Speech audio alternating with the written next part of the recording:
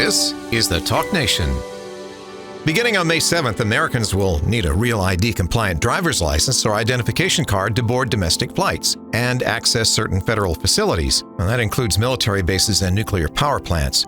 The Real ID Act was passed by Congress in response to the 9/11 terrorist attacks, with the goal of strengthening national security by establishing consistent, secure standards for identification across the country. They say its purpose is to ensure that identification documents are both reliable and trustworthy. There are people who wonder why we need another layer of ID, which brings up another question. The enforcement of the Real ID Act has restarted debates surrounding voter ID laws, bringing new attention to the necessity and implications of identification requirements. It's a mouthful. Both Real ID and voter ID laws require individuals to show identification to verify that they're who they say they are and enhance security. It's important to note that a Real ID is not required to vote. It's a common misconception that often fuels confusion and heated rhetoric. Opponents of voter ID laws, let's just call them Democrats, frequently argue that such measures are discriminatory and suppress minority votes. Yet these claims lack any substantial evidence and are often based on a partisan pushback by Democrats. Some would say because they want votes from illegal aliens. Numerous studies have shown no significant impact on voter turnout because of voter ID laws. Now you add to that, public opinion polls consistently reveal strong, bipartisan support for voter ID requirements across all demographic groups, reflecting a broad agreement on the importance of safeguarding the electoral process. So why do Democrats display a racist view that minorities can't get an ID when it's required for so many things except voting?